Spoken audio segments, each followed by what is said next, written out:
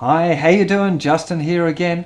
Hopefully you've now got together your A chord, your D chord and your E chord. Unfortunately, we're about to hit the first very challenging part of learning the guitar, which is the realization that the hard part here is changing between the chords, not playing the chords. You thought that last bit was a bit tough and your fingers are sore? Yeah, okay, it is a bit, but now the really tough part is realizing you've got to change between the chords quickly. Now, one of the reasons I taught you the A chord with this kind of not the traditional fingering is because it means that we can use a thing that I call an anchor finger to change between the chords, and that's going to be your first finger. By leaving your first finger in contact with the string all the time when you're changing between the chords, kind of gives you a reference point and means changing between all the chords is loads easier. So let's go to a close-up now and let's have a close look at the way I'm going to get you to use this anchor finger to change between all of the three chords that you've learned already. Okay, here we are for a look at our D chord. Now the first thing that we're going to try changing between is the D chord and the E chord, because this really shows the anchor finger nice and clearly.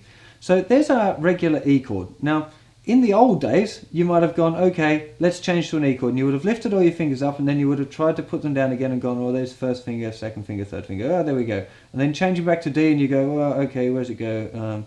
Yeah, that's how we do it. But now what I'm suggesting is that to change from D chord to E chord, there's your D, you lift off your second and third fingers, but leave your first finger down and instead slide it back one fret. And then put down your other two fingers. So it kind of already gives you a bit of guidance there as to where your second and third fingers are going to go. To change back to D, you lift them up, slide the first finger forward and put the other two back down again. Lift them off, slide it back, put it down. And what I'd recommend you do is a little exercise before we get to the next lesson, which is about how to do this really quickly. You practice just strumming your D chord and then off, slide back, two fingers down, E chord. Mute it, lift the fingers off, slide it forward, and D. And just try and get used to that idea that that first finger is guiding your change. So D to E, pretty obvious that there, two fingers off, slide back, two fingers back down, two fingers off, slide up, put them back down. Piece of cake.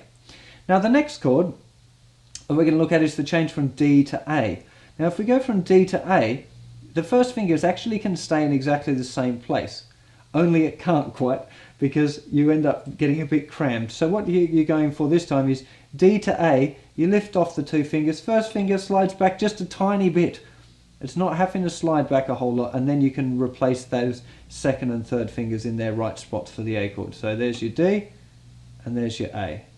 There's your D, and the first finger's just moving just a few millimeters, sliding up a little bit for the D, then those off, first finger just a touch back because remember it's got to stay in that same fret, and there you go.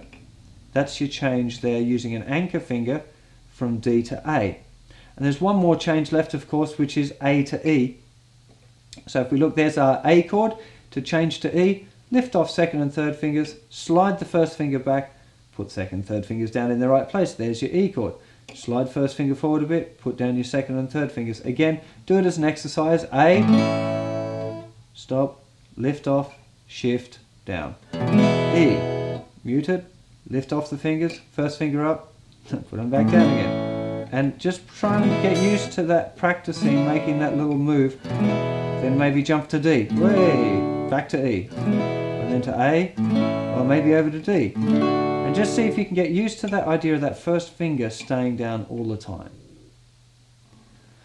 You will find that if you can get this anchor technique down properly, and it'll really work for you, and it'll speed up, probably double the speed that you can play those chord changes once you've given a little bit of practice.